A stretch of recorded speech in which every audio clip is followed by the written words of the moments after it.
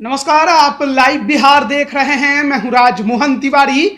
बिहार विधान परिषद के 5 सीटों के चुनाव को लेकर अब बिहार में राजनीति काफी तेज देखने को मिल रही है। आज सुबह ही बीजेपी के तरफ से अपने उम्मीदवारों के नाम की घोषणा की गई और अब बारी महागठबंधन की है। सुबह ही यह खबर मिल गई थी कि महागठबंधन आज दोपहर 3 बजे अपने उम्मीदवारों के नाम का घोषणा करेगा और अभी अभी हाल में जेडीयू प्रदेश मुख्यालय के कर्पूरी सभागार में प्रेस कॉन्फ्रेंस महागठबंधन के तमाम नेताओं के द्वारा किया गया, जिसमें जेडीयू के, आरजेडी के, कांग्रेस के और वाम दलों के तमाम जो नेता थे वो उपस्थित थे। हिंदुस्तानी अवाम मोर्चा यानी जीतन राम मांझी के पार्टी के नेता भी वहां पर पहुंचे हुए थे और महागठबंधन ने एकजुटता का प्रदर्शन एक बार फिर से दिखाया है। साथ ही साथ कौन किस सीट पर चुनाव लड़ने जा रहा है, कौन उम्मीदवार है, इन तमाम नामों का ऐलान भी महागठबंधन के तरफ से इस प्रेस कॉन्फ्रेंस में कर दिया गया है।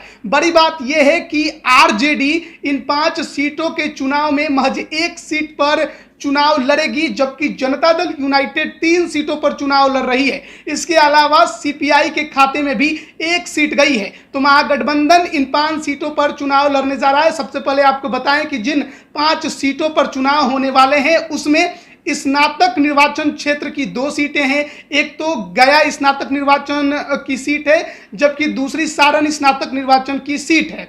गया स्नातक निर्वाचन सीट से एक बार फिर से पुनीत कुमार को ही आरजेडी का उम्मीदवार बनाया गया है। इसके पहले 2017 में भी वो उम्मीदवार बनाए गए थे, दूसरे नंबर पर रहे थे। इसके अलावा बात अगर सारण स्नातक निर्वाचन सीट की करें तो यहां पर अभी जेडीयू के सिटिंग एमएलसी हैं वीरेंद्र नारायण यादव और एक बार फिर से जेडीयू के खाते में ही यह सीट गई है, उन्हीं को उम्मीदवार बनाया गया है। इसके अलावा शिक्षक निर्वाचन की अगर बात करें तो 3 सीटों पर चुनाव होना है, जिसमें तो 2 सीट वो हैं जहां पर एमएलसी के कार्यकाल समाप्त हो रहे हैं और एक सारण शिक्षक निर्वाचन की सीट है जो कि केदारनाथ पांडे सीपीआई के एमएलसी थे, उनका निधन हो गया था। इस वजह से वहां पर चुनाव कराना पड़ रहा है यानी उपचुनाव।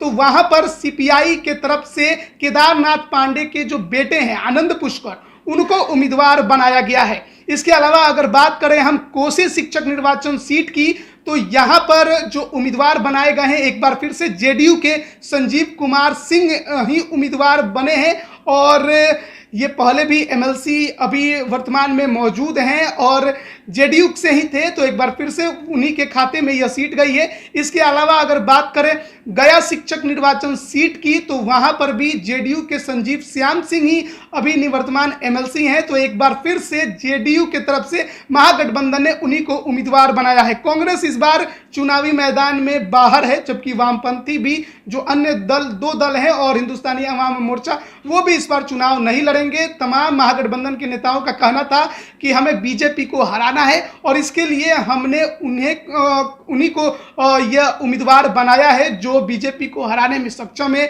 जिसके पास अभी यह सीट मौजूद है। इसलिए नया प्रयोग करने के बजाय बीजेपी को सीधे चुनौती देने की ही तैयारी की गई है और यह बड़ी खबर निकलकर महागठबंधन की तरफ से आई है कि 5 सीटों के एमएलसी चुनाव में 3 सीट पर जेडीयू, जो कि उसकी सिटिंग सीट है, यानी कि एक भी सीट उसने आरजेडी के लिए नहीं छोड़ा। आरजेडी 1 सीट जहां पर अभी बीजेपी के अवधेश नारायण सिंह निवर्तमान में एमएलसी हैं, उस सीट पर चुनाव हो रहा है गया स्नातक का। वहां से आरजेडी की तरफ से पुनीत कुमार सिंह जो हैं वो मैदान में उतारे गए हैं। जबकि बात अगर हम सारण की करें तो जेडीयू के तरफ से स्नातक निर्वाचन क्षेत्र में वीरेंद्र नारायण यादव और शिक्षक निर्वाचन क्षेत्र में आनंद पुष्कर सीपीआई से उम्मीदवार होंगे। बने रहिए लाइव बिहार के साथ। आप सभी का बहुत बहुत धन्यवाद। लाइव बिहार यूट्यूब पर सब्सक्राइब और फेसबुक पर लाइक जरूर करें।